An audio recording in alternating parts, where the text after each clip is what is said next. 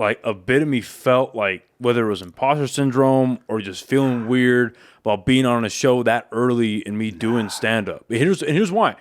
Because it literally it went from me doing that one open mic at Inside Out to having that show. And you were there, and I had that one joke that made you and 3 other people like, comedy, and then move on. That was it. I don't even remember what joke it was. Exactly. I do. That's not a slight on you though. Yeah, man. yeah, and it makes me happy. I hear a lot. I remember. That's why. No, but it literally went from that, and then I was sitting at my table, and she came up to me, and she was like, "Hey, I've got a show in a month. Do 5 minutes." And I was like, "Okay." Hey, first of all, you did the right thing. Yes, exactly. And I thought about my decision. I was like, no, because if I say no to this, I'm gonna feel horrible for myself. Not ever get that opportunity again. Yeah. So I was like, no, like this is okay. No, just take it. Even if you don't deserve it, just take it.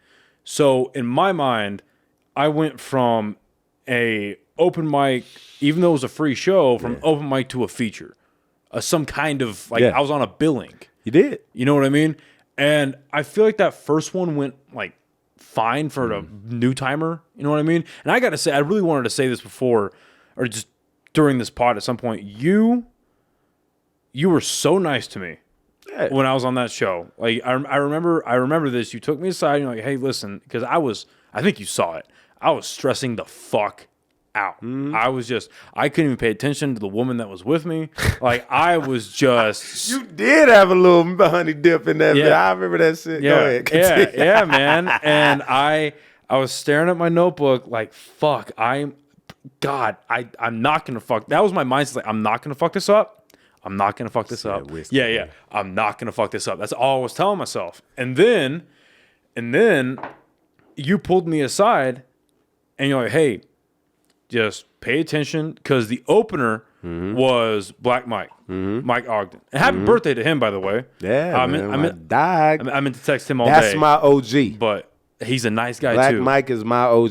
Super Black Mike nice taught guy. me so much about comedy out here, and I'll never forsake that, man. That's my dog right there, bro. He is. Shout out to Black Mike, bro. And honestly, that's nice. That's really nice to hear, and it's not surprising. Yeah, nah. Because he's just a nice guy. Yeah. And I was like, oh, don't get it fucked up. Black Mike's not a nice guy. Black Mike's not a nice guy, though, bro. Black Mike a toast your ass real quick. Like, if he don't like you, yeah, that's the last, you know what I'm saying? But that means the people he holds close to him. Exactly. No, I'd rather have that than somebody who's pleasing everybody else. Anyway. Like Mike can shoot you in the face. Yeah. You know what I'm saying? He ain't got black in front of his name, but no, he don't play around. That mean dark. They ain't talking about his race, nigga. That mean how dark he get. You know what I'm saying? It's not. Go ahead, my fault, man. That's fucking hilarious. But no, so because I was like almost half looking at my shit and half watching him, and you pulled me aside like, hey, like, yes, you should be paying attention to what lands with the crowd, what doesn't land. And then I remember down the middle, there was a table of people in like their late 50s into their 60s. And there's a couple like their kids, like in their late 20s were there. And, you know, hey, like obviously what he is saying that is objectively funny is not hitting there. So don't worry about that. Worry about what is hitting, who it's hitting to, and if there are beats in your set that line up to that, highlight it. And then I was like, okay, yeah, I was stressed the fuck out. Like, yeah, that makes sense. Hey, I'll never forget this as well. Hey, no one else in here is doing what the fuck you or the rest of us are doing. Own that shit. And that, I don't know what made, I don't know if it was the words, the delivery, just everything about it. Like that, like clicked where it wasn't a hubris. Yeah. But it was like, okay, no, instead of feeling bad about going from an open mic to a feature, for whatever reason, she saw something. Exactly. I should be doing everything in my power to prove her right. Now. I should prove her right to the best of my ability. Now you're learning, young Padawan. Goddamn. I hit. See, bro. Nah, keep going. I want you to finish. No, yeah, I was just saying, like, I'm not gonna go out there and be a Dave Chappelle, right? A Pryor, you know, Andrew Schultz. I'm not gonna go out there and slaughter like that. Schultz is good. But yeah, he's one of my he's one of my top 5 right now. But I'm not gonna go out there. The last thing I wanted to do. Schultz, I don't know him like that to call him Schultz. Let me before he see this in roast, he ain't gonna see this. But if he do see this, you know what I'm saying? Why I'm saying he ain't gonna see this? He gonna see this, man. Why am I talking directly into the mic like this? But I just knew that like the last thing I wanted to do was go out there and make her regret putting me on her show. Hey, then you dare, bro. Like that. And I feel like it went okay for a new timer, for a new guy. You know, I got a couple of laughs, and like it was definitely more laughs towards the back half. But and I did a second show with her. It did not go as well. And I think about that last show, and I don't, because my whole thought process, and I wanted your opinion on this. Okay.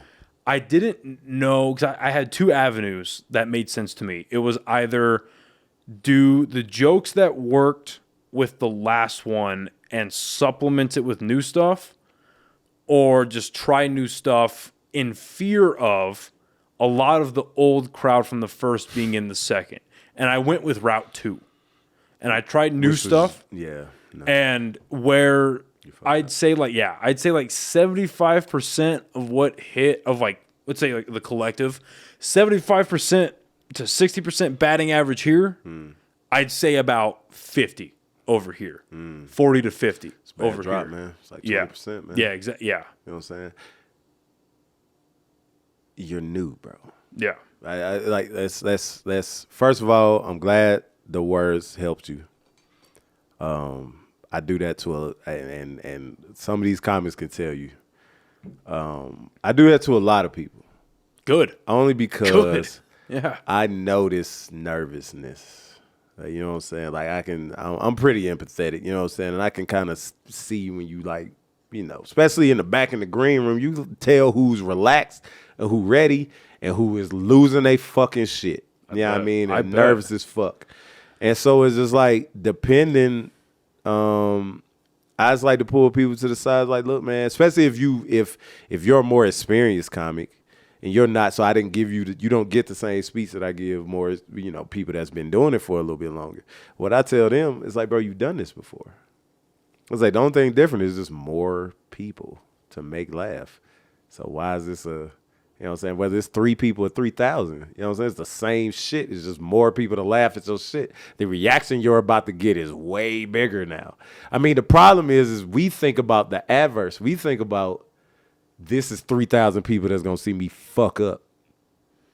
Why you going out there with the thought that you're going to fuck up in the first place? Is that not a human tendency, though? It is, but it's not excusing it away, but that's just more you have to battle against. Yeah, it is, but now it's just like, yo, like, and that's what I'm saying, that's why you get a different speech from, say, I would give myself, you know what I'm saying, or that I would give, you know, a more experienced comic. Let's, you know, keep mentioning dope comic's name out here, but like Kate Anella.